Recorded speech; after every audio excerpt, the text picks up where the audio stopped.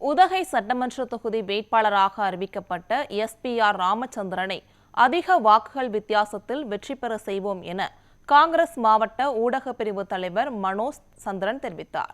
இது தொடர்பாக நியூஸ் 7 தமிழுக்கு அவர் அளித்த பேட்டியை தற்போது பார்க்கலாம்.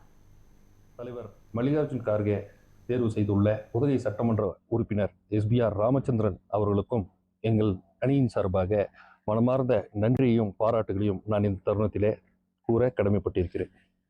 ஒரு மனிதனின் திறமை உழைப்பு கொண்டே அந்த மனிதனுடைய வெற்றி அமைய வேண்டும் என்ற வள்ளுவனின் ஒரு சிறப்பான ஒரு குரல் இருக்கிறது.